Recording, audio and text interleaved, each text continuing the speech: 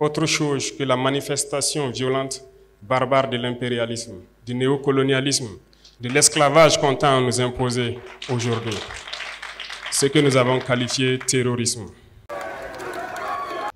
Ibrahim Traoré, the president of Burkina Faso, just sent a direct message to the chairman of ECOWAS, Tinubu. Burkina Faso military ruler Captain Ibrahim Traoré says his government has solidified the country's diplomatic ties with the Russian government to the extent of getting any weapons without restriction. Mr. Traoré, who mentioned this in a video seen by a news correspondent, stated that his country, Niger, amended his decision to exit the Economic Community of West African States, ECOWAS, was final. Our news correspondent had reported how the military regime in Mali, Burkina Faso, and Niger on Sunday announced their immediate withdrawal from the West African bloc. The declaration was made in Ouagadougou, Bamako, and Niamey on January 28, 2024. In their joint statement obtained by our news correspondent, the military regimes gave their reasons for taking the action. According to them, ECOWAS has deviated from the ideas of the founding fathers and Pan-Africanism. Speaking further on what led to the decision, Ibrahim Traoré said the sanction imposed on Niger Republic had no basis in any law of ECOWAS. He said there are many pushes among them, so it is not a question of pushes, it is just a mask. But they themselves have never respected their laws. The sanctions imposed on Niger do not exist anywhere in our constitution. So, the first to violate this constitution are the so-called Democrats, like Tinubu. No, it is finished. We can't go back to ECOWAS. With Russia, there is no equipment that we want to pay for with them that they don't sell to us. Others place restriction on us. Of course, Russia sell any weapons we want to buy to us. There are many countries, Russian, Chinese, Turkish, Korean, and so on. There are no restrictions at all with Iran. Whatever we want, they will take stock if we can't pay. These are Trojan horses that are introduced into our countries for the purpose of influencing our processes, and they infiltrate our institutions. And how do we then deal with this situation? We Africans must now begin to recognize, and this was recognized as early as 1963, and the chair of the commission is here. They'll be celebrating 60 years in Addis Ababa, Ethiopia. And 60 years ago, on the 24th day of May, Kwame Nkrumah warned us. He said, if we are not united, they are going to interfere with us militarily. They are going to interfere with our economy. They are going to interfere with our agriculture. They are going to interfere with our health. Our duty, and I hope that when African heads of states and government meet in Addis next week, it will not be another jamboree at which pro forma speeches are read. I hope it will be an occasion to give meaning to Africa Agenda 2063. I hope it will be an occasion to give meaning to Africa Continental Free Trade Area. I hope it will be an occasion to revitalize the Malabo Declaration, the Maputo Declaration, the Yamoussoukro Declaration. In other words, we Africans, as I conclude, we Africans must stop operating in silos. Rwanda alone will not confront them. Burundi alone will not confront them. But if we go through the regional bodies and ultimately the African Union, we may indeed succeed in putting away this bulwark. And remember, it is no longer just Europe. There is a new scramble for Africa. The Chinese are here. The Turks are here. The Qataris are here. All of them are coming back. And the military bases that you see here is telling you that if you don't behave, we are going to use force. Sometimes I wish, and I'm saying this seriously, that we too had a nuclear weapon, because that is what Europe and America understands. The impact of European and American and Russian and Chinese interference is a raw wound. It is not something that is in the past. It is something that is happening as we speak. And therefore, when we speak to it, we are speaking to it to warn ourselves of the reality. When we speak about the Danidas and the NGOs, these are bodies whose raison d'etre is to ensure that we remain in a perpetual state of begging. That is what we are doing to warn ourselves. And we are not for 1 minute saying that we will shut ourselves out from the rest of the world. What we are saying is that we must define how we engage with the whole world. And we are saying that as individual countries, we are weak, and the rest of the world wants to operate and to deal with us in our weak state. The United States of America are dealing with Rwanda on second-hand clothing. Rwanda cannot resist them. Burundi cannot. Kenya cannot. Uganda cannot. But if we are East Africa with a population of 300 million, we can. If we are SADC, we can. If we are ECOWAS, we can. So this is what we are saying. And we are saying further that going forward, we must also recognize our internal weaknesses. And what is our weaknesses? Chinua Achebe said it very well. The problem of Africa is simply and squarely one of political leadership. The rank of many political leaders in Africa are thieves. Let's call them by their name. They are thieves. They are individuals who are not interested in the interest of this country. And as long as we continue electing such individuals into positions of power across Africa, they are going to be manipulated. What then is the responsibility of the citizenry? The responsibility of the citizenry is to make demands. The chairman here, I hope he has received the several letters that I have written to him. I've written several letters to his organization talking about the role of the African Union in peacemaking. I wrote to the chairman only last week about the situation in Sudan, saying we must solve our own problems. And I want to see a crusading African Union, so that it's not the Americans and the Saudi Arabians who are summoning them to Jeddah. It should be in Addis Ababa. In a nutshell, Joe, what I'm saying is that we have a responsibility to ourselves, both at the leadership level and at levels of the civic society. We must be engaged in a positive manner, and we must keep on shouting without being diplomatic, because diplomacy is lulling us into a false sense of security. And lastly, I want to say this. When foreign powers come, we must always be reminded of these goodies that they bring to us. It used to be said of the Trojan War that even when the Greeks bear a gift, they do not mean well. They never mean well. And the sooner we say it, recognizing the external threat, recognizing the domestic weaknesses, the safer we are. Right now, as I conclude, there is a group of experts going around East Africa, collecting views about the constitution of East Africa. I've just written to them this morning. They are leaving Kenya. If you ask 10 Kenyans, possibly only one knows they are in Kenya.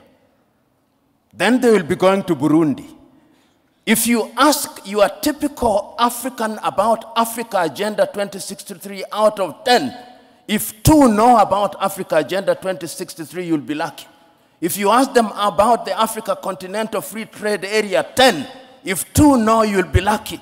In other words, we are not doing well. And I'm going to be blunt at these functions. If you ask the chair of the African Union, who funds the African Union, possibly 60% of the budget is externally funded. He who pays the piper calls the tune. That is the reality of the world. We must begin to pay for our own things in order to be understood and to be respected. In other words, Africa recognizes the need to define herself and to define her agenda. And I do not begrudge nations that define themselves and their agenda.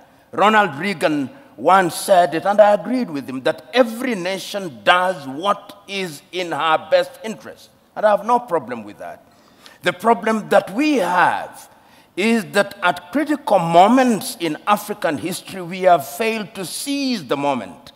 You will remember in 1917 at the Champaran campaign, Mahatma Gandhi told Charlie Andrews, I do not want you to participate because at this point in time, the Indians must believe that they can do it themselves.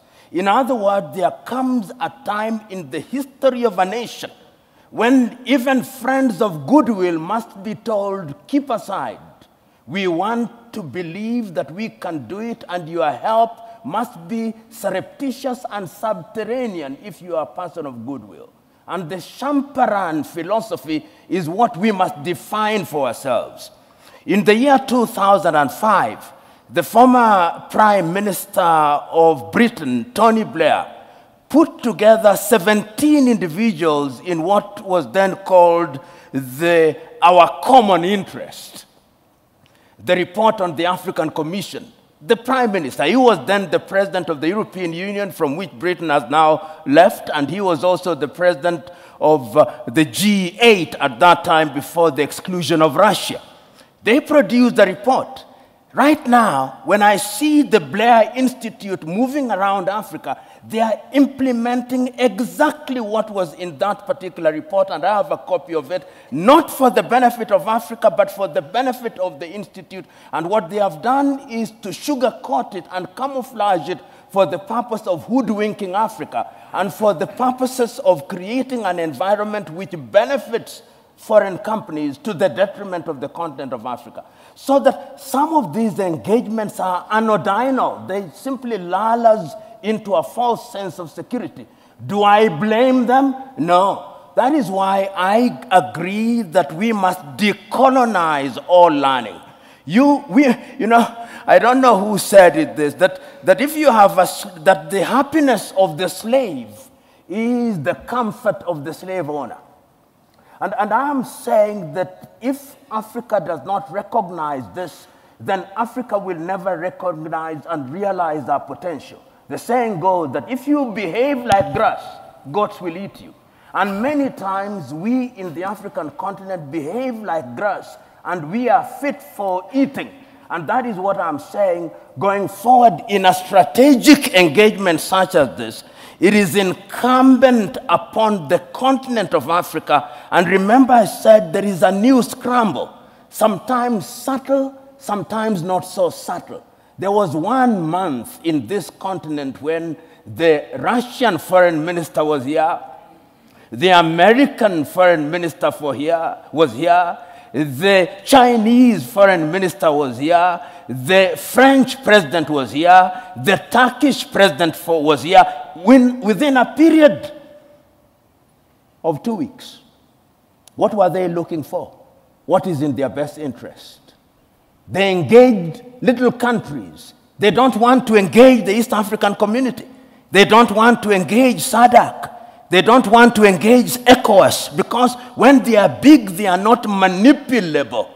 And when on the 14th and 15th days of last year, the African heads of states and government were summoned, and I use the word summoned very deliberately, to Washington, D.C. After the president had spoken to them and given them photo ops, Africa was given 60 billion. 54 countries, 60 billion. And then the American president started engaging in bilateral agreements with Burundi, with Lesotho, with Kenya. That is what we are saying, that going forward we must be conscious. And as to training, our own Ngugi wa Thiong'o, in a book called The River Between, tells his lead character Wayaki, go unto him, learn what he has taught you, but bring it home and customize it for the benefit of our people. Learning is universal and defies geography, but there is wisdom in using that learning for our benefit. And very lastly, how do we distinguish the institutional conceptual West, which is diabolical, and the individual members of those countries that actually sometimes are on our side. Institutionalized conceptual West, as articulated through government, is fundamentally diabolical. Their pretension to the contrary notwithstanding. And therefore, when we engage with them, we must have our guards up. We are capable, in my view, of discerning who is better, and that is the duty of our leadership. Our leadership doesn't do a good job out of it, and that is why the demand from the civil society, the demand from academia must remind leadership at all times, you are dining, and I'm using this as a term of art, that when you are dining with the devil, you must do so with a long spoon. Thank you. Thank you, Prof. I don't know that you wanted to respond to the issue of definition earlier on, or indeed any comments that you might have. Let us not drown ourselves in semantics. This is my view with due respect.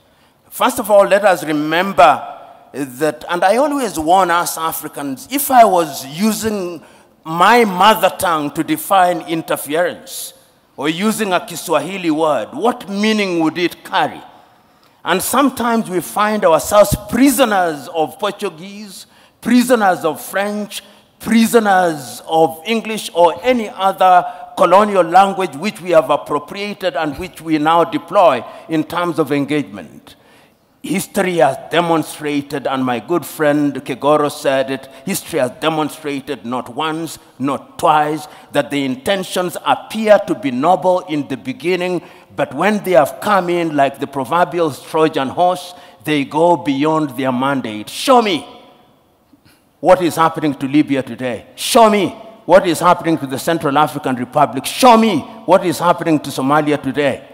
They were all well-intentioned, and see the product. A tree shall be judged by its fruit. A mango that says it is an orange is still a mango. Okay. Now to the question that I have been asked, that is, what can Africa do, particularly with foreign interference? Let us understand that the international economic architecture, as I see it, is one in which Africa did not participate, does not participate in a meaningful way. Take, for example, the Bretton Woods institution that we know about, the World Bank and the IMF, created in 1944 in Bretton Woods in New Hampshire. British economists and American economists immediately after the World War II to target the reparation of Europe through the Marshall Plan. We are grafted into it, and then we become beholden to them. So that when you hear IMF is in your country, you ought to be very worried, because the prescriptions is one size fits all. And if you doubt me, you will remember the prescriptions of the IMF during the structural adjustment in 1980s. Not a single country came out of it in a proper shape. We are not involved in that architecture. Remember also the WTO. The very first meeting of the United Nations in 1945 in San Francisco had a component of the WTO. The WTO, as we know it today, is also constructed in a manner that does not benefit us. The idea is that Africa continues to remain a producer of primary goods, and we continue to consume goods that have value addition. How then has Africa tried to react to this? There have been several initiatives. The very early initiatives were not even constructed by Africa. If you remember the African Pacific, Caribbean Pacific, the Lomé Convention, and the Cotonou Declaration, these were initiatives which were influenced from outside. It is after the failure of the Lomé Convention that Africa now said, we want to have our own, hence the Lagos Plan of Action of 1980, because Africa recognized trade within Europe is at almost 60%. Trade within North America is at anything 57%. Trade within Asia is at 50%. Trade within Latin America is at 40%. Trade within Africa, 15%. But the Lagos Plan of Action did not realize the dreams that we set for ourselves. So Africa has always identified the solution to our problems. In fact, and the president of the commission, or the chairman commission, will agree with me, if you listen to Kwame Nkrumah when he spoke on 24th day of May, 1963, he said, the only way in which we are going to ensure that we survive in this hostile world is to have one government. Perhaps some said he was naive, he was too idealistic, but he could see it. He could see that the smaller we are, the weaker we are in all aspects. He said, even one army, even one foreign policy, he said. And people thought he was naive.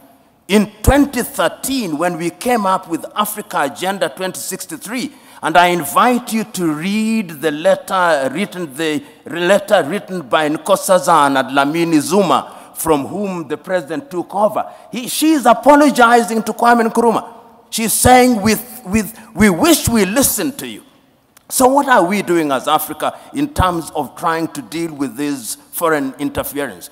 Having recognized these, first of all, under the REX, the East African community, you remember there was the Committee of Fast Tracking of the East African Community and East African Confederation. The first president of East Africa ought to have been sworn in 2010. It did not happen. As I'm talking to you, there is now a body that is moving around trying to create a constitution for the East African Confederacy, which is a realization that if we want to interfere, if we want to stop foreign interference and we want to engage constructively, we must have a big market, and that market will be the East African market. Hence, Kenya, Uganda, Tanzania, Rwanda, Burundi, South Sudan, and now the Democratic Republic of Congo, and the Somalis are coming in, and I'm told the Ethiopians are also contemplating. And not only in East Africa, in ECOWAS, there was even an attempt to create a currency called the ECO, which was torpedoed, as you know, by the French. And in SADC, these are ways and means of immunizing ourselves against the machinations of not only Europe, but China. China is increasingly coming into the continent. Russia is increasingly coming into the continent. Turkey is increasingly coming into the continent. Qatar is increasingly coming into the continent. The Emiratis are coming into the continent. So we are seeing all these things happening. But beyond the REX, there is also the African Union. If you read Africa Agenda 2063 and the 7 aspirations, they are designed specifically to ensure that we form a bulwark against these foreign interference. And let me correct myself if I was misunderstood. They are small nations. Let's not delude ourselves. The theory of sovereignty of nations is a fiction. Right now, we will have meeting of the G7. Why? Because they are bigger economies and we are not there. Then we will have the G20, which are slightly bigger. Then they are the smaller nations, and they met recently in Brussels. So we must distinguish the fiction of equality of nations and the reality of nations. And when, therefore, we want to negotiate at the continent of Africa, we are saying the bigger we are, the better we are. So efforts are there. And as I conclude, I'm saying, if we look at Agenda 2063 and we look at Africa Continental Free Trade Area to eliminate tariff and non-tariff barriers, to allow for the free movement of persons, then we would be in a better position to engage. And I'll give this example. Look at East Africa. We said that we did not want second-hand clothing. Rwanda accepted. Then Uganda and Tanzania were persuaded by the United States of America, and we dropped out. This is what divide and rule is all about. So these things that we are talking about, they are not going to be realized in your lifetime. These are intergenerational battles. And our duty, as Nyerere said on the 6th day of March 1997, this generation has a duty to carry the torch. And the worst mistake that we can make is to lose hope and to despair.